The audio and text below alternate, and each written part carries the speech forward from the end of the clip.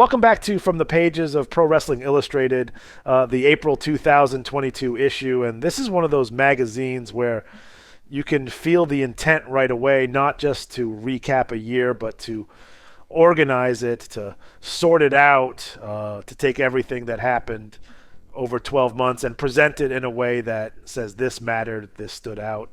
This is what defined the landscape. And from the very first page, that message is locked in because this is the Achievement Awards issue, built entirely around reader votes, reader reactions, and reader perspective. And even before you get into a single article, the cover is already doing that work, with Britt Baker and CM Punk front and center, holding awards positioned as focal points, not just as winners, but as symbols of where the energy was in 2021. And the subtext is clear. AEW didn't just exist alongside everything else. It drove a lot of what fans were responding to.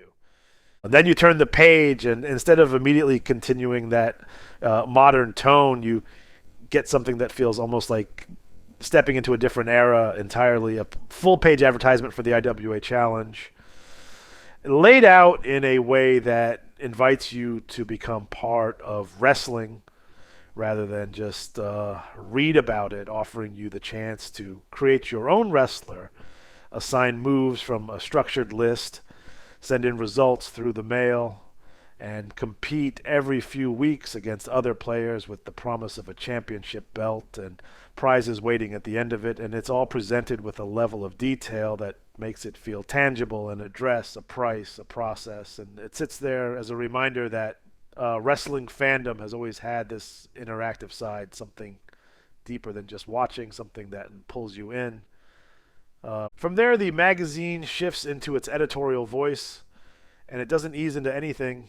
It goes straight at MJF, the most hated wrestler of the year.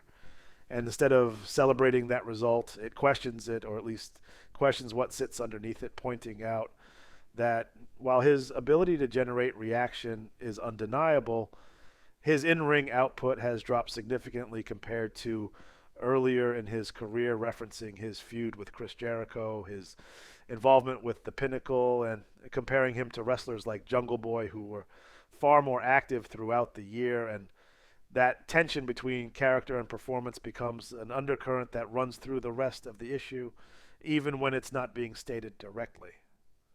Another turn, and the magazine reinforces its identity with the PWI 500 promotion, reminding readers that ranking has always been part of how this publication frames wrestling, even down to highlighting the number 500 position with Lulu Pencil, presented with a touch of humor, but still carrying that underlying message that being counted, being placed, being ranked matters in this world. And then the structure settles in and the ringside section takes over, and this is where the issue opens up, where it stops being just about awards and becomes a snapshot of the industry as it stood.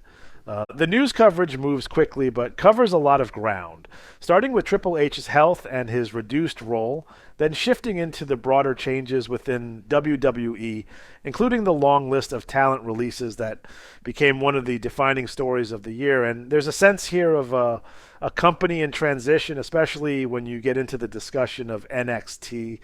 Moving away from its previous identity and into a new direction led by younger talent. And that shift is presented not as a single moment, but as an ongoing change, something still in motion, while at the same time the section balances that with coverage of Survivor Series, highlighting key matchups and placing them within the larger WWE picture. But the magazine doesn't stay in one place. It moves outward, touching on AEW with Hangman Page's title win over Kenny Omega, noting the significance of that moment, and then expanding further to include updates from Impact, the NWA, and beyond, creating a sense that wrestling is not confined to one company, that it exists as a network of promotions and stories all moving at the same time. And that idea is reinforced even more when real-life elements are brought in. Jim Ross's health, the passing of Angelo Mosca and Pat Barrett. Moments that pull the reader out of storyline and remind you of the reality behind everything. Then the quotes section shifts the tone again, slowing things down just enough to let voices come through, not in long interviews, but in snapshots, lines, perspectives, comments from across the wrestling world, From Paul Heyman to Kenny Omega, from Dave Meltzer to Julia and Tetsuya Naito, along with Renee Paquette and Miro. And what stands out here is not just what's being said, but who is saying it, the range, the mix of viewpoints, creating a sense of how different corners of the industry see themselves in each other before the year in review introduction steps in and ties everything together, directly addressing AEW's dominance in the awards while acknowledging WWE's presence during a year that felt transitional and pointing to the return of CM Punk as one of the defining moments that shaped fan perception. And then the issue fully commits to its core, the achievement awards themselves.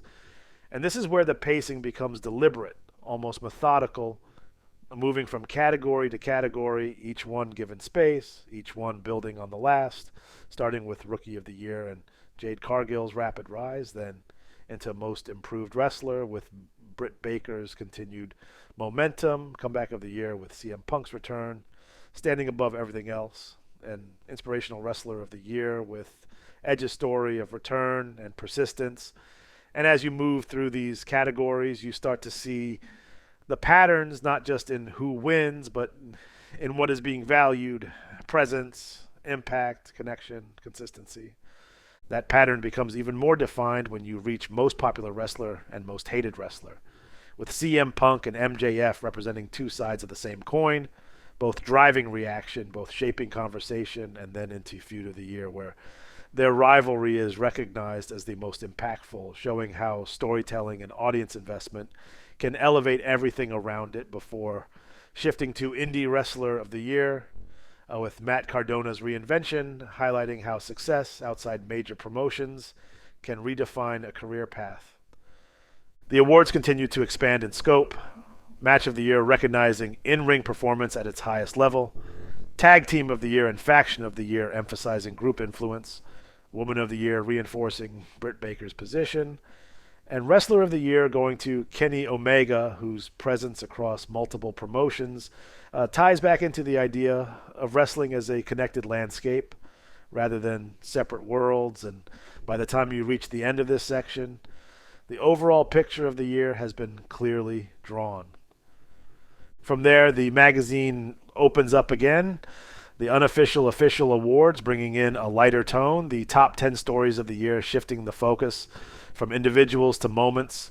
The title changes, a section documenting movement across promotions, and the year in photos capturing key moments visually, allowing the reader to revisit the year without needing explanation before the issue slows down again with memories of the year, offering personal reflections, and finally the in memoriam section, which brings everything to a pause, grounding the entire experience in something real. And when you step back from it, what this issue does is take a full year of wrestling and present it not just as a timeline, but as a set of decisions, a set of rankings, a set of reflections that define how that year will be remembered page by page, voice by voice, moment by moment. See you next time. Farewell from the Empire State.